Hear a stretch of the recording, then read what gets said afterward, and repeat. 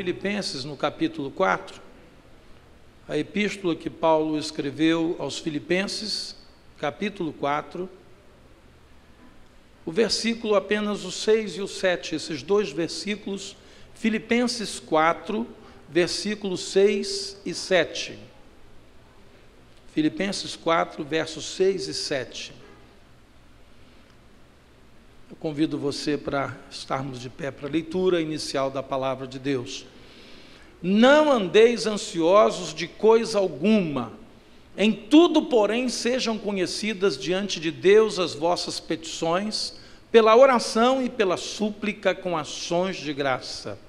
E a paz de Deus, que excede a todo entendimento, guardará o vosso coração e a vossa mente em Cristo Jesus. Até aqui. Senhor nosso Deus, essa palavra, ó Deus, é o ponto de partida para aquilo que vamos nessa noite compartilhar com o teu povo. Sabemos que quando o apóstolo Paulo escreveu isso aos Filipenses, ele pensou que estava escrevendo apenas à igreja de Filipos, mas ele não sabia que ele estaria atingindo as nossas vidas até os dias de hoje. Por isso, Pai, que o Teu Espírito Santo, que revelou essas palavras e outras que vamos ler nesta noite, seja o mesmo que vai estar também revelando para nós o que elas significam para a nossa vida nos dias de hoje. É o que nós te pedimos em nome de Jesus, e o povo de Deus diga amém. Você pode tomar o seu lugar aqui. Nós vivemos num mundo, queridos, debaixo de muita pressão. E por causa dessa pressão, eu quero falar nessa noite sobre como guardar o nosso coração e a nossa mente dos ataques que o diabo tem produzido na pressão desse mundo. Nas coisas que vão acontecendo, parece que meio desordenadas e por acaso, mas a palavra de Deus diz que não são. Porque todas elas estão debaixo da palavra, da previsão, do controle estrito de um Deus que é Senhor, que é soberano, dono de todas as coisas e de todas as pessoas. Então nada está fora de controle, nada está sem a devida permissão de Deus, porque a palavra de Deus diz que não cai um fio de cabelo da nossa cabeça sem que Deus tome conhecimento, sem que haja permissão dele para que isso aconteça. Mas nós vivemos no meio dessa pressão. Por isso o apóstolo Paulo escreve aqui aos Filipenses, falando a respeito dessa ansiedade. A depressão, queridos, e as doenças psicossomáticas são as doenças do nosso século. Interessante como que algumas enfermidades do passado, hoje, elas têm cura, né? Até o câncer de algumas áreas do nosso corpo hoje já são plenamente curáveis, né? A própria AIDS, que alguns anos atrás era uma sentença de morte, hoje os remédios que controlam, né, a AIDS são eficientes e quase ninguém mais morre, né, por causa de AIDS. É soro positivo, mas não morre. Mas tem algumas doenças, queridos, que a ciência, que a tecnologia, que a modernidade não consegue resolver. E uma delas é a depressão. São as doenças que chamam de psicossomáticas, ou seja, às vezes você está sentindo alguma coisa no seu corpo, né? E está ali, tem uma dor ou tem alguma coisa, mas vai o médico, faz o exame e ele diz, olha, não tem nada, está tudo bem, né? Seu sangue está bom, sua pressão está boa, seu colesterol está bom, mas doutor, eu estou sentindo isso, eu estou sentindo aquilo. Aí o médico diz aquela frase, olha, a sua doença tem a ver com a sua parte emocional, né? Isso é alguma coisa que está atingindo o seu emocional. São as doenças que os médicos chamam de psicossomáticas. Mas o princípio dessas enfermidades, né, eles têm como base, eles têm como fonte geradora dessas enfermidades, o princípio ativo dessas enfermidades, dessas doenças, é justamente a ansiedade. Essa aqui que o apóstolo Paulo diz no início do versículo 6, não andeis ansiosos de coisa alguma. Porque quando a gente começa a ficar ansioso por alguma coisa, a gente começa a ficar inquieto, a gente começa a ficar angustiado, a gente começa a ficar preocupado, E dali por diante, essas coisas podem desencadear, né, uma série de problemas na nossa vida. Quando somos conduzidos, queridos, pela ansiedade, uma das coisas que acontece é que a gente para de ouvir a voz de Deus, né? Alguém que é conduzido por ansiedades, ele para de ouvir a voz de Deus. E ele fica tão ansioso e tão focado no problema, que Deus fala com ele, mas ele não ouve mais. A ansiedade afasta as pessoas de Deus e do equilíbrio que é produzido na comunhão com o Espírito Santo de Deus. A ansiedade afasta as pessoas de Deus.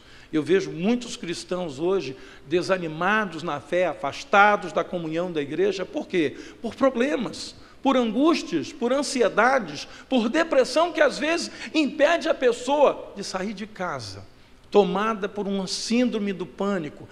Eu não estou com coragem de sair de casa.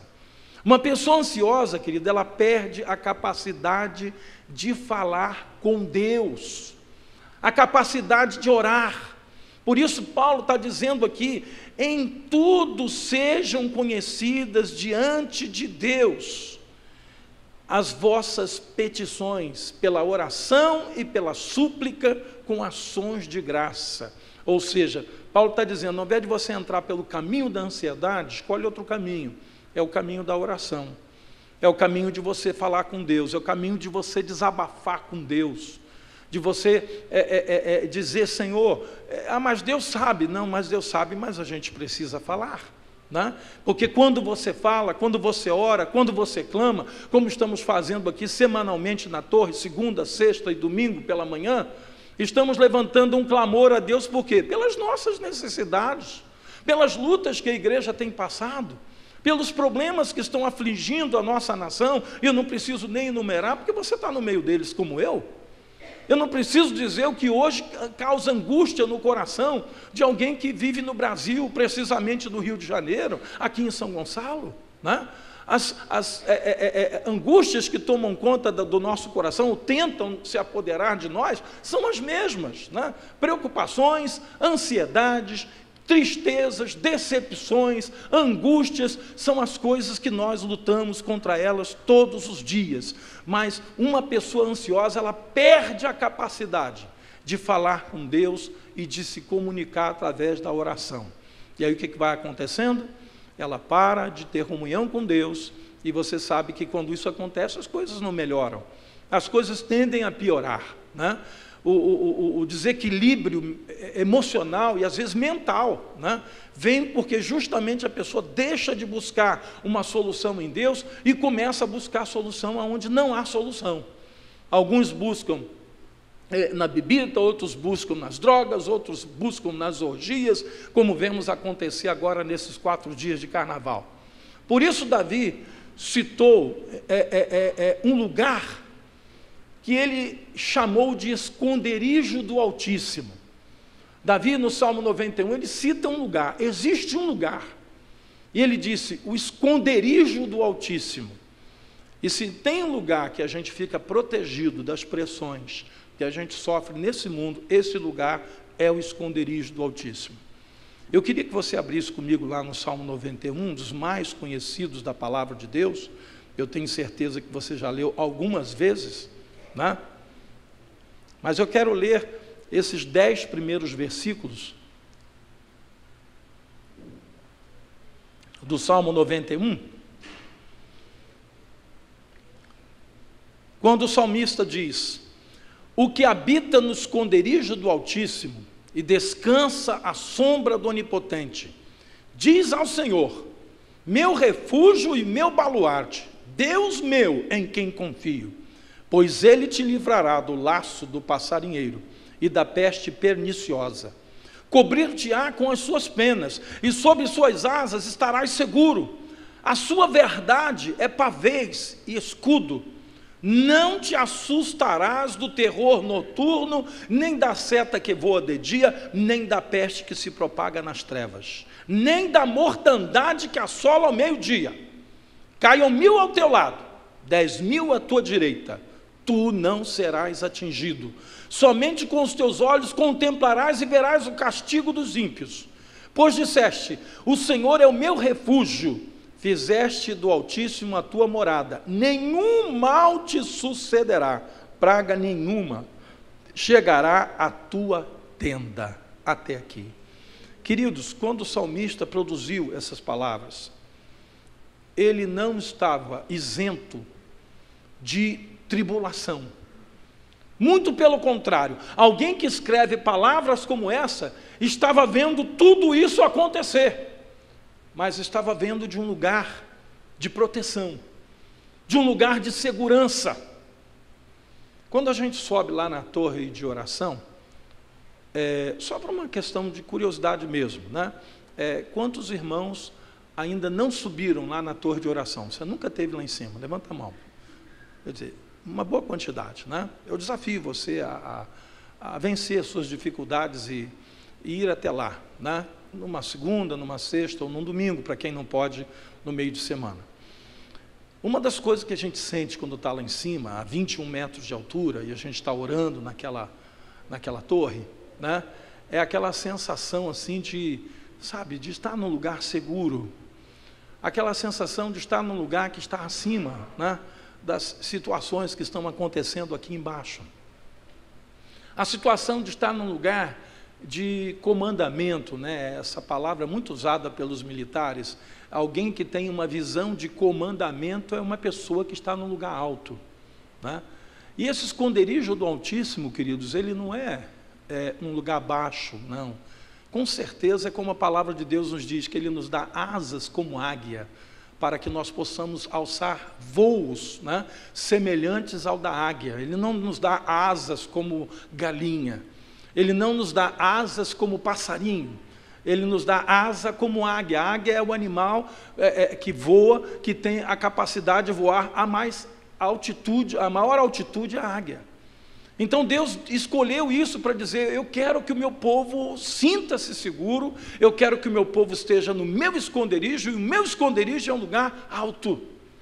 Mas esse lugar alto, o mesmo lugar que João ouviu quando ele estava lá na ilha de Patmos, e Deus falou com ele dizendo: João, sobe para aqui, porque eu vou te dizer as coisas que hão de acontecer. Deus não disse: João desce, não, disse: João sobe. E João começou a não estar mais ali naquela ilha de Patmos, num lugar terrível, num lugar difícil, num lugar de escassez, uma ilha em que os prisioneiros, né, de Roma naqueles dias eram colocados lá para que eles morressem no isolamento. Mas, no entanto, Deus ali, naquele lugar difícil, de isolamento, de pouca comida, de dificuldade, uma ilha que até hoje não tem muita coisa lá, porque ela é pequena e rochosa. Mas, no entanto, Deus revela a João a grandiosidade do que Ele queria fazer nas nossas vidas, quando Ele traz a revelação do livro do Apocalipse. E Ele manda que João escrevesse cartas para as 7 igrejas que existiam naquela época, na Ásia, para que essa igreja fosse alcançada por esta palavra até os dias de hoje. Queridos, há um lugar de proteção, há um lugar de refúgio, há um lugar onde Deus cuida das nossas vidas de uma maneira muito especial, e tem a ver com isso que Ele disse aqui: caiam 1000 ao teu lado, 10.000 à tua direita, tu não serás atingido. Irmãos, é exatamente isso. É a proteção de Deus, que muitos irmãos já testemunharam, até em meio a um assalto, até em meio a um perigo de morte, de um acidente de automóvel, de uma enfermidade que poderia ceifar a sua vida. Tantos testemunhos já ouvimos no meio da nossa igreja, quando a boa mão do Senhor esteve ali, como que separando aquela vida para Deus. Mas, às vezes, queridos, a gente vai perdendo isso no dia a dia. E este é um lugar de refúgio para todos aqueles que verdadeiramente amam a Deus. Olha o versículo 14. Porque a mim se apegou com amor, eu o livrarei, pô-lo-ei a salvo, porque conhece o meu nome.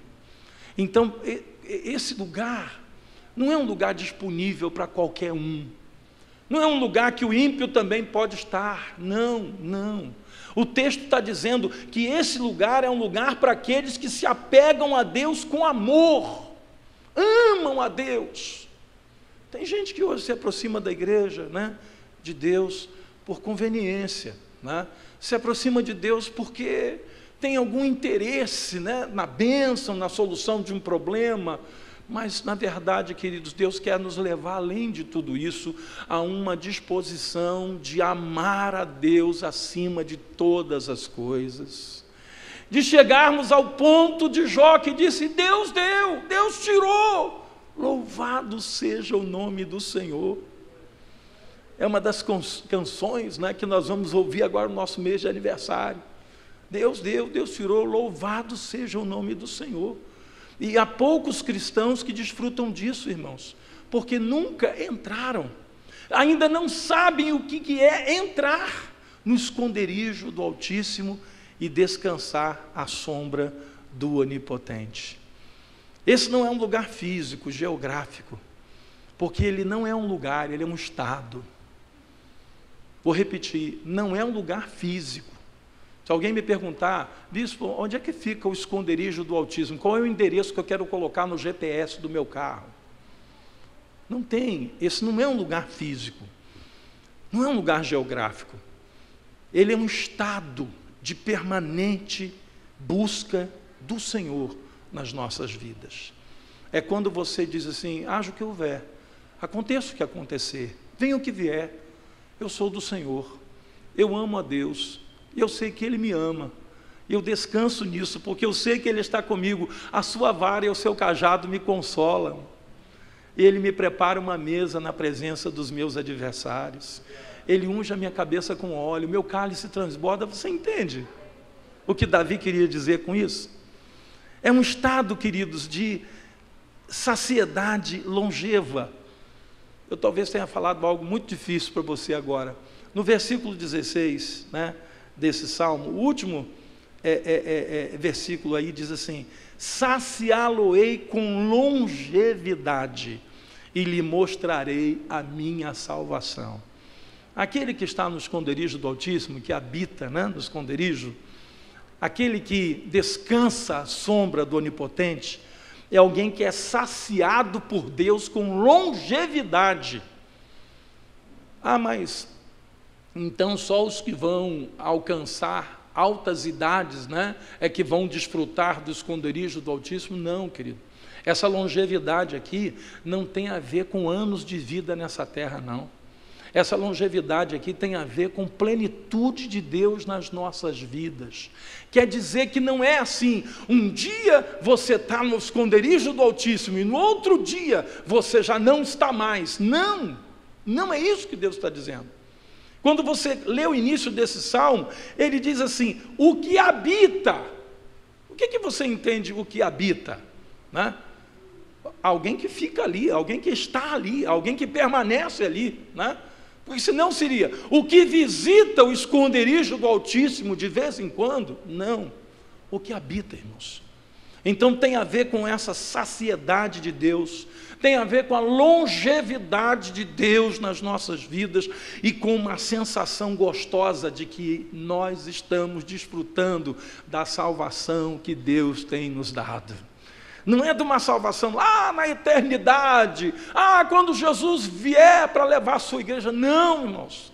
É de uma salvação que começa hoje e que permanece para sempre. E é um lugar onde você foi convidado por Deus para ficar ali. Versículo 15 diz: Ele me invocará, e eu lhe responderei, e na sua angústia eu estarei com ele, livrá-lo-ei e o glorificarei.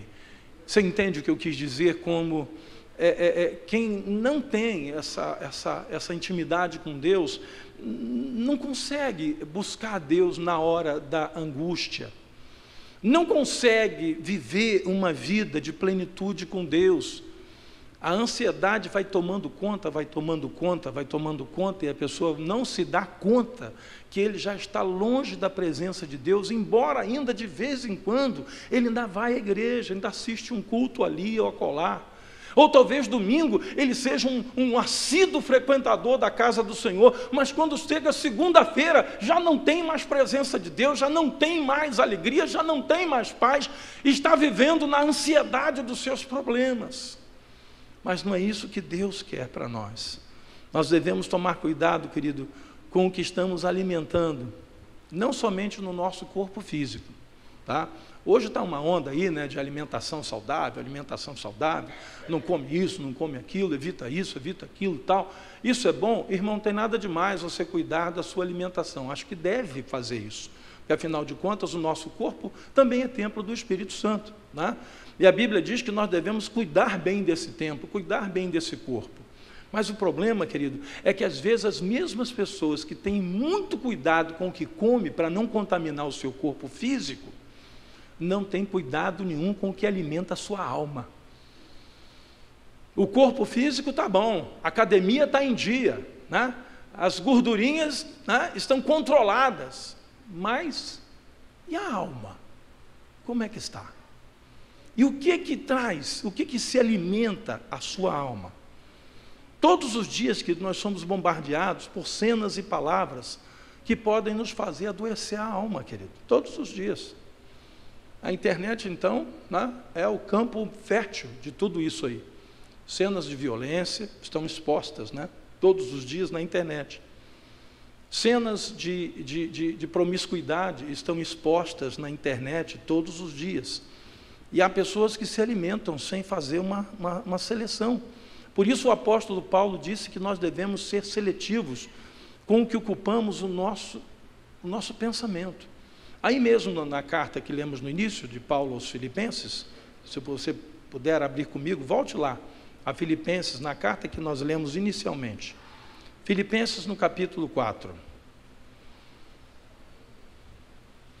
Filipenses capítulo 4, versículo 9.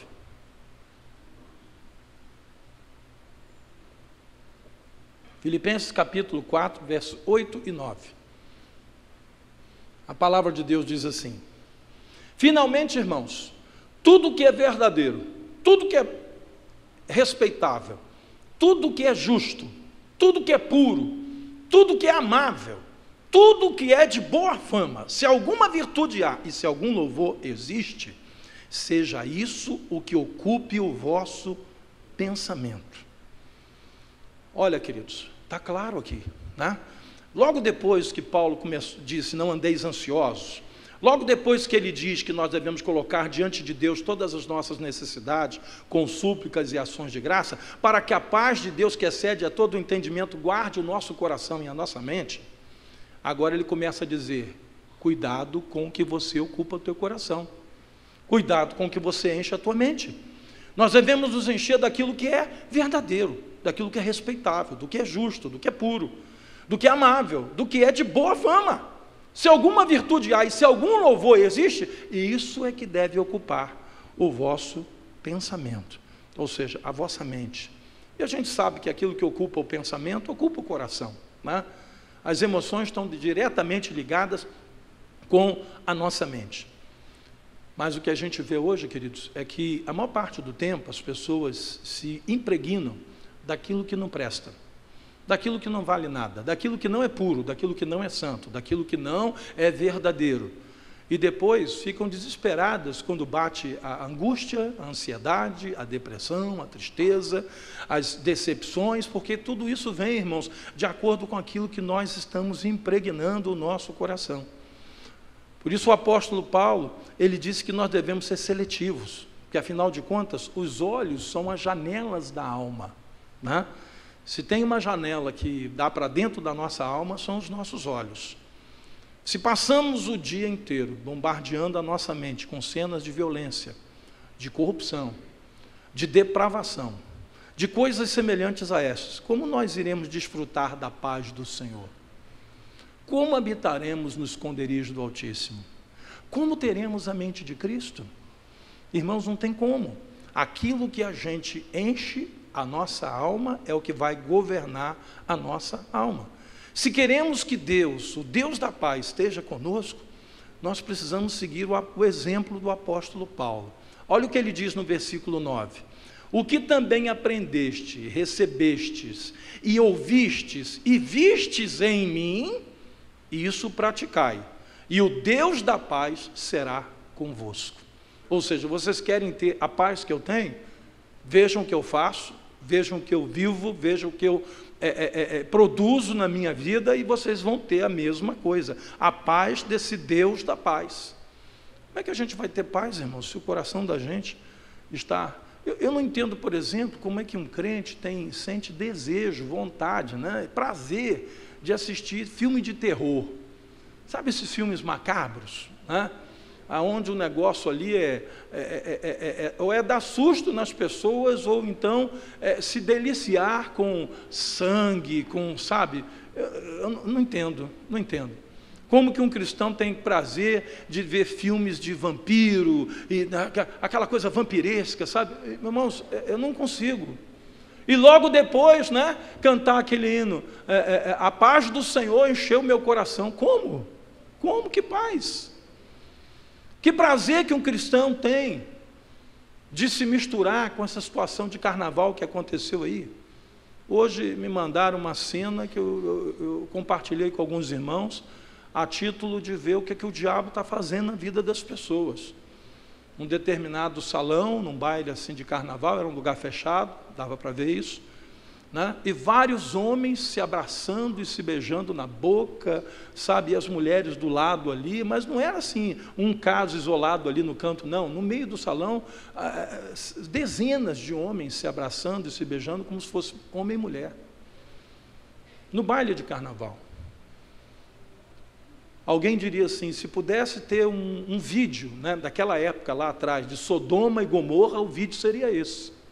Alguém fez um comentário, Sodoma e Gomorra. Nós estamos vivendo esses dias, queridos. E o povo de Deus, às vezes, está se impregnando, se enchendo. Nós não vamos nos alienar, né, ao ponto de dizer assim, eu não quero saber o que está acontecendo no mundo. Eu quero me isolar, para mim o mundo não existe. Não é isso, irmãos, não é isso. Não estou falando de alienação, mas eu estou falando de selecionar, né? Nem tudo o que nós temos aí no mercado, né, para a gente consumir, fazer parte da nossa vida, nem tudo. Tem coisa que você, como cristão, vai dizer assim, peraí, isso aí tem a ver com o ímpio, tem a ver com quem não conhece a Deus, tem a ver com quem não quer viver uma vida com Deus. Não é o meu caso. Então, eu não sou consumidor de Big Brother, né? Eu não sou consumidor dessas cenas que não edificam, né? De vez em quando, até vem uma postagem lá no seu Facebook, você vê e tal, mas normalmente é um comentário que alguém está fazendo sobre alguma coisa perniciosa que aconteceu nesses lugares, e aí a gente fica sabendo. Mas eu estou falando daquela pessoa que é capaz de comprar o horário lá, pagar para assistir alguém usando o banheiro. Sinceramente, querido, eu não consigo entender. Não consigo entender. Porque se é ímpio, eu até entendo, né? Porque o mundo jaz no maligno, a Bíblia já diz isso, pronto, está explicado. Mas um cristão, um servo de Deus, que se entope dessas coisas, que se enche dessas coisas, e depois fica perguntando para Deus, Senhor, por que eu não tenho paz? Por que eu não estou conseguindo, sabe, ter alegria? Por que eu estou ficando em depressão? Por que eu estou vivendo num mar de angústia? Querido, a explicação está aí. Porque quando a gente se separa para Deus e vai para o esconderijo do Altíssimo, a paz do Senhor, que excede a todo entendimento, ela vem sobre as nossas vidas de maneira natural. Nós precisamos, querido, nos encher do Espírito Santo, como Paulo disse aos Efésios. Você está em Filipenses? Vire aí 2 páginas anteriormente, Efésios 5. 3 páginas, né? Efésios capítulo 5, versículo 18. Olha o que Paulo está dizendo. E não vos embriagueis com vinho, no qual há dissolução, mas enchei-vos do Espírito. Como? Assistindo filme de terror, vendo, né, o que está acontecendo no carnaval? Não. Falando entre vós com salmos, entoando e louvando de coração ao Senhor, com hinos e cânticos espirituais, dando sempre graças por tudo ao nosso Deus e Pai. Eu falei no domingo de manhã sobre alegria, né? A verdadeira alegria, essa alegria que o mundo busca no carnaval, mas não encontra, né? E eu falei que a alegria do Senhor é a nossa força, mas ela vem quando nós temos um coração grato a Deus. Quando você tem um coração cheio de gratidão a Deus, você é naturalmente uma pessoa alegre, dando sempre graças por tudo ao nosso Deus e Pai, em nome de nosso Senhor Jesus Cristo, sujeitando-vos uns aos outros no temor de Cristo. Sabe aquele cristão que entende, né, que não é na contenda, que não é na briga, que não é na marra, que não é na imposição, não é por força nem por violência, mas é pelo Espírito Santo de Deus? Tem pessoas que aonde chega, se o ambiente estava em paz, ele já chega com a contenda, né? E conheço crentes assim, pessoas que ele chega, ele quer saber a opinião do pessoal para ele ser contra, né? A que vocês são a favor? Eu quero saber porque eu quero ser contra. Tem gente que o tempo todo vive a contender, mas não é assim que Deus nos dá a vitória. Deus nos dá a vitória à medida em que nós enchemos o nosso coração de louvor, de hinos de adoração, de busca a Deus com cânticos espirituais, né? Ou seja, não é só com música gospel, tá, queridos? Tem gente que acha que louvor a Deus é música gospel. Sinceramente, eu vou falar com os irmãos o que eu tenho visto nesse mercado gospel fonográfico, né? Eu tenho visto alguns hinos que a gente não consegue cantar na igreja, porque são antibíblicos, porque não falam a verdade, porque estão criando doutrina contrária à palavra de Deus. E eu já tive que, às vezes, aqui conversar com os irmãos do Ministério de Louvor e dizer, querido, não tem esse hino aí não. Não tem condição, a letra dele é antibíblica. Ah, mas não dá para dar uma mudada? Não, irmãos, não podemos mudar aquilo que o autor fez. O autor fez daquele jeito, e quando você canta de um jeito, tem gente que conhece do outro jeito, e na hora de cantar na igreja, não canta daquele jeito que você mudou, canta do jeito que o autor fez. Porque já está acostumado. Então eu prefiro não cantar. Nem todo hino dito gospel é louvor a Deus. Há momentos que a gente precisa, às vezes, não cantar nem nada com o nosso entendimento, e é justamente isso que Paulo está dizendo aqui, com hinos e cânticos espirituais, porque tem o hino que a gente canta na nossa letra, na nossa língua, no nosso português, né? E tem os cânticos espirituais, que quando você canta adorando a Deus, através de um cântico que não é desse mundo, de um cântico celestial, através de uma letra que não é humana, mas é uma intercessão do Espírito Santo de Deus por nós, quando você adora a Deus em cânticos espirituais. Quem sabe o que eu estou falando, quem já fez e faz isso, sabe o que eu estou dizendo. Há momentos que você não está mais na letra humana do determinado hino, seja ele qual for, mas que você está adorando a Deus em espírito, com cânticos espirituais. E quando você se enche da presença de Deus, como ele disse, mais enchei-vos do Espírito, aí você começa a proteger a tua mente e o teu coração contra os dardos inflamados do maligno. Há coisas, queridos, que a gente não deve nem referir. Aí em Efésios capítulo 5, versículo 12, olha o que Paulo diz: o que eles fazem em oculto, o só referir é vergonha.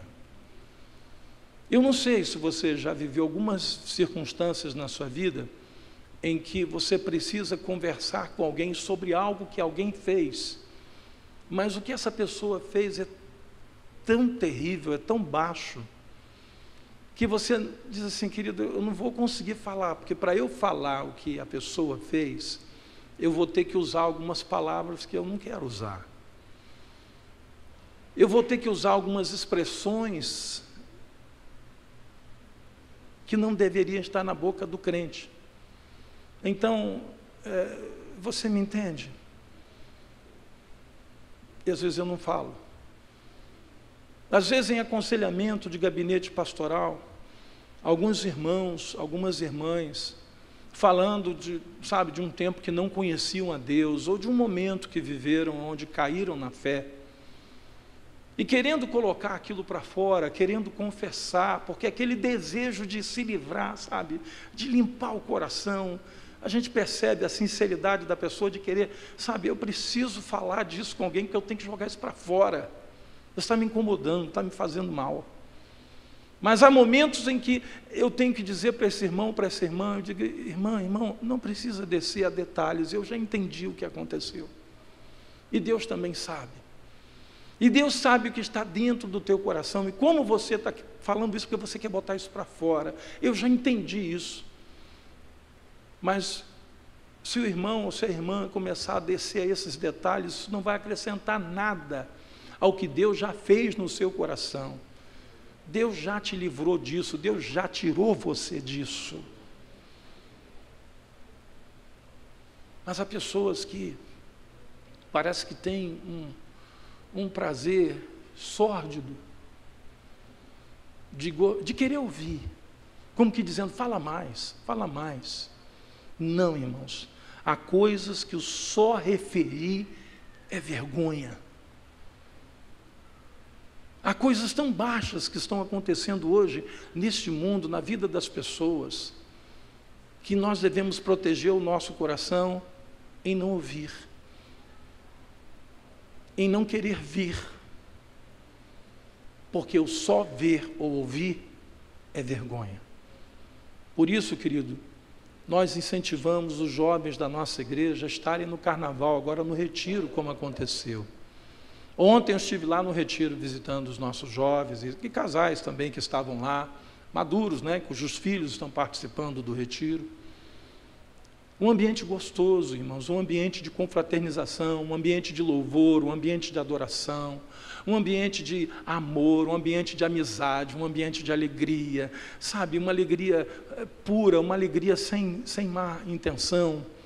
Eu me converti num retiro de carnaval e eu valorizo muito esses momentos para a vida, principalmente dos jovens, Mas também louvo a Deus pelos casais da igreja que às vezes se juntam, 2, 3 casais, famílias, que vão para às vezes uma casa de praia, uma casa de campo, para ter comunhão, para passar esses 4 dias lá, para se isolarem do que está acontecendo nesse mundo e levar para lá os seus filhos e terem comunhão. Isso é muito bom. Eu incentivo a igreja a fazer esse tipo de coisa. Por quê? Porque o livro de Hebreus, a carta aos Hebreus, ela nos diz que nós devemos estar mais juntos, mais perto, congregarmos mais à medida em que percebemos que o dia do Senhor se aproxima. Engraçado, tem um grupo de crentes hoje fazendo um movimento inverso, Jesus está aí às portas para levar a sua igreja e tem algumas pessoas que estão desigrejando. Tem algumas pessoas que, ao invés de ter comunhão, ele está se separando, ele está se isolando.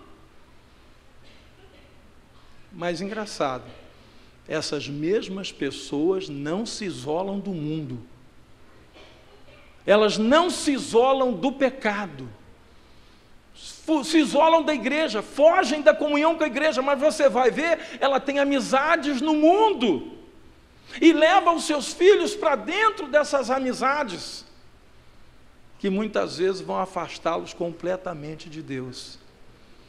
A ordem de Deus para a igreja dos últimos dias é: congreguem mais, estejam mais perto uns dos outros, convivam mais. Por isso a postura, querido, dos desigrejados, ela é equivocada. Ela está na contramão da vontade de Deus para as nossas vidas. Essa arca chamada igreja, ela pode ser apertada e ela pode ser mal cheirosa, mas é nela que está a nossa salvação. Tudo que estava fora da arca morreu. toda a vida que havia no planeta.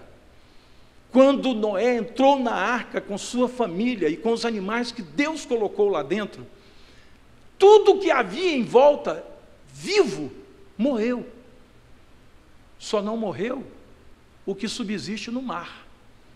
Os peixes, os crustáceos, né? Eles não morreram, porque eles sobrevivem no mar. Por isso não foram necessário colocá-los dentro da arca. Mas toda a vida animal e humana que não sobrevive na água e não estava dentro da arca, pereceu.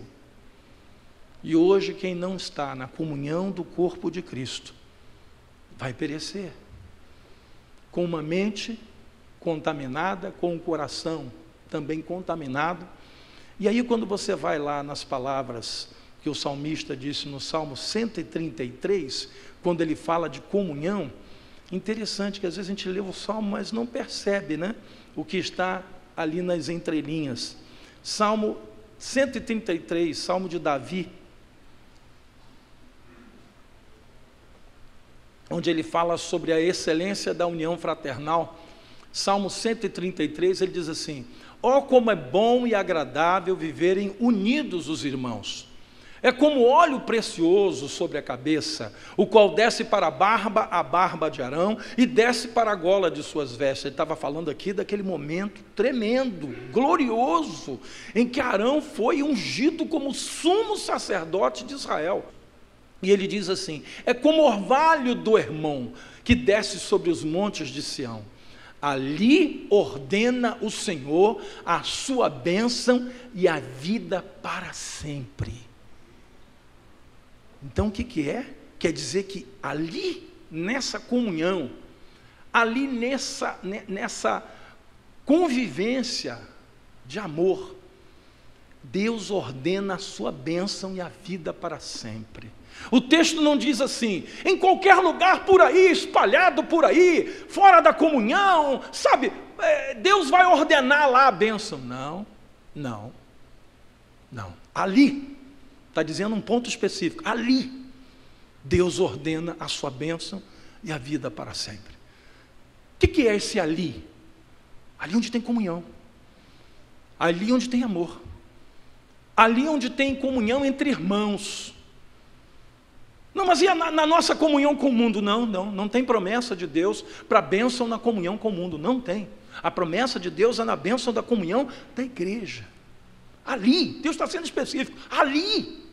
Não, mas não pode ser lá também, não, ali. Que ali é esse?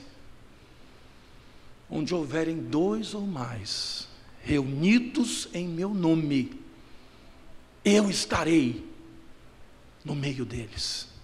Eu estarei com eles. É esse ali. Não é a denominação A, B, C, D, não. No passado, algumas denominações quiseram pegar para si esses versículos, como dizendo, esse ali somos só nós. Não. Graças a Deus não é. Mas é a igreja do Senhor Jesus espalhada pela face da terra. Dentro dessa arca chamada igreja, apertada, mal cheirosa.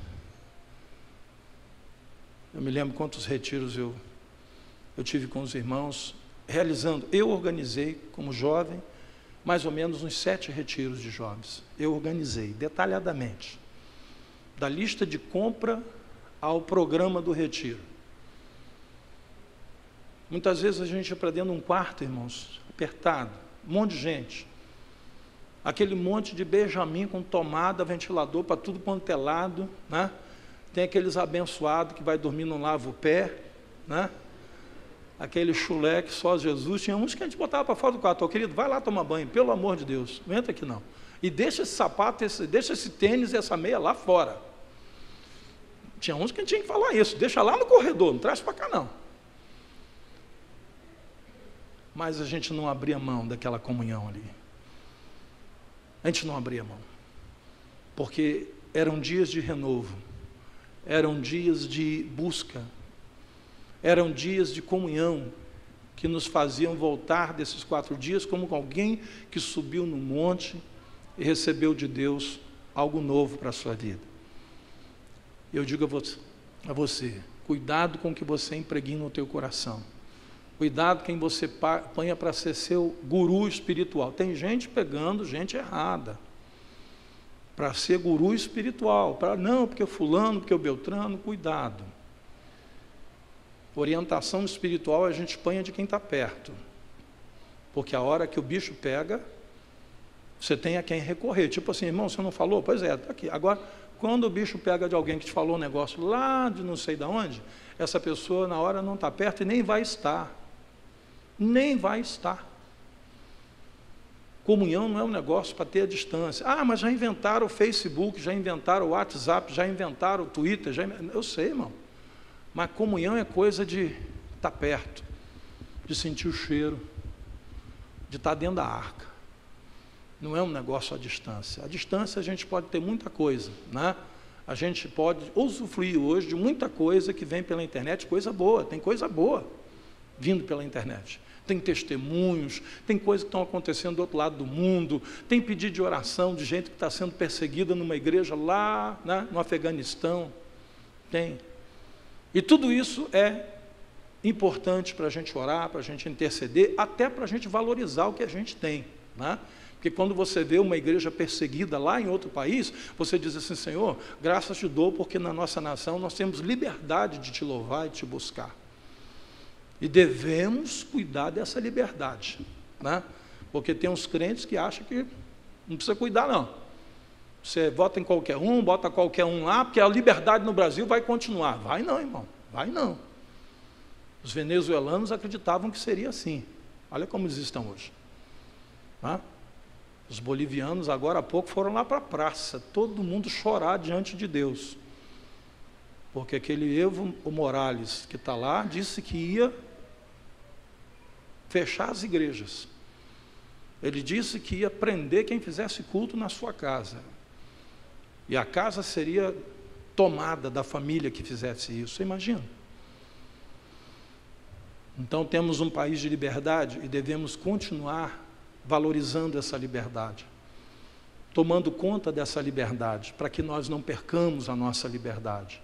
E aproveitar todo momento que a gente tem para nós termos comunhão uns com os outros, porque aonde estiverem unidos os irmãos, ali ordena o Senhor a sua bênção e a vida para sempre. Quando a nossa mente, querido, e o nosso coração estão sobrecarregados, nós precisamos pedir ao Senhor que faça uma limpeza. E é sobre isso que eu quero nessa noite orar com os irmãos. Você sabe, você que tem um computador, né, ou seu smartphone, e ele vai ficando sobrecarregado de informação, muita foto, muito vídeo, aí chega um ponto que ele começa a travar, não funciona mais.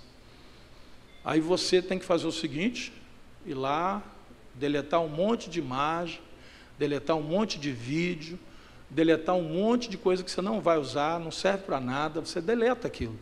E aí quando você deleta, o seu computador volta a funcionar. O HD fica mais leve, né? Eu estou falando em linguagem informática para você entender que a gente também tem um HD aqui, ó. A gente também tem um disco rígido aqui. E tudo que está aqui é feito um backup aqui, ó. Porque o que está na mente desce para o coração. E depois que está na mente, desce para o coração, sai pela boca. Então tem momento que a gente tem que dizer assim, Senhor, me livra, dá uma limpeza na minha mente, eu estou cansado disso. Eu não quero continuar vivendo dessa maneira. Muda essa área da minha vida. Porque é fazendo assim, você vai proteger a tua mente e o teu coração. Grandes homens de Deus foram para a presença de Deus pedir, Senhor, refaz a minha vida. Como aquela visão que Deus deu ao profeta, dizendo, vai lá na casa do oleiro, eu quero te mostrar um negócio. E lá na casa do oleiro, ele viu o oleiro fazendo um vaso. E ele viu que o vaso se estragou. O barro simplesmente se desfez. E aí o que o oleiro fez? Ele parou, amassou aquele barro de novo, talvez tenha colocado um pouquinho mais de água, porque ele estava ressecado, e tornou a dar formato de novo. E às vezes a gente tem que dizer: Senhor, meu coração não está bem, minha mente não está bem, eu ando triste, eu ando abatido, eu ando cansado, eu ando sobrecarregado, eu ando preocupado, eu ando angustiado e não está dando. Muda a minha mente, muda o meu coração. E nessa noite eu quero orar com você sobre isso, para que você torne a habitar no esconderijo do Altíssimo e descansar na sombra do Onipotente, para que Deus faça morada dentro do teu coração, para que você tenha a mente de Cristo, como disse o apóstolo Paulo, né? Nós temos a mente de Cristo. Então, a igreja hoje, irmãos, é bombardeada todo dia, irmãos, é uma coisa terrível. São as pessoas, é a internet, é a TV, é o colega do trabalho, sabe, é o colega do colégio, da faculdade, todo dia. E a gente deve dizer: Senhor, cuida do meu coração, me esconde no teu esconderijo, eu quero estar escondidinho lá, me dá asas como águia para que eu possa voar. É o que Deus quer fazer nessa noite. Então, se você veio hoje ao culto e diga: pastor, essa palavra, ela tem tudo a ver com o momento que eu estou vivendo na minha vida. Todo dia, eu oro a Deus, aí vem uma notícia pior do que a de ontem. E aquilo parece que vai minando as minhas forças.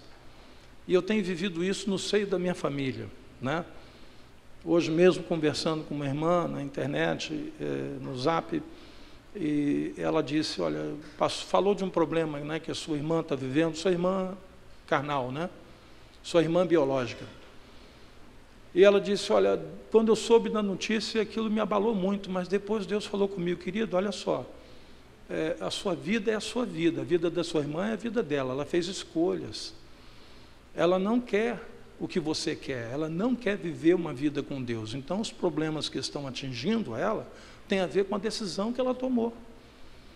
Ore por ela, mas você não, né, tome para si esses problemas, porque senão você vai perder a sua paz, porque ela estava perdendo a paz. Vendo a irmã envolvida naquela situação, ela estava perdendo a paz. E Deus falou com ela que ela não tem que fazer isso. Ela vai orar, ela vai interceder, mas ela não vai perder a paz, porque ela fez a escolha. Ela disse: a minha vida pertence ao Senhor. Eu não tomo decisão nenhuma na minha vida que Deus não tome participação nisso.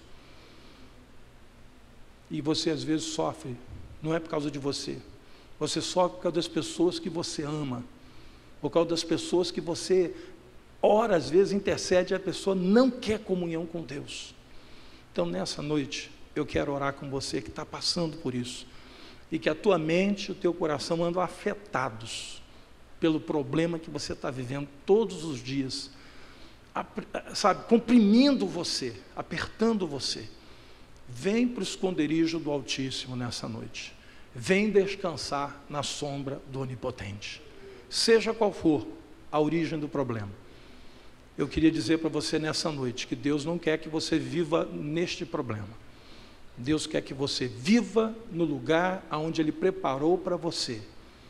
Aquele convite de Deus para João: vem e sobe para aqui, é o convite que Ele faz para você hoje: vem e sobe para aqui, porque eu quero te mostrar quem eu sou e o que eu vou fazer na sua vida. Então, se você está vivendo um problema semelhante, saia do teu lugar, venha ao altar de Deus nessa noite, nós vamos orar juntos aqui e clamar a Deus pela sua paz. Como disse Jesus: eu vos dou a minha paz. A minha paz é diferente da do mundo, é uma paz permanente, é uma paz que não é de vez em quando, é uma paz duradoura.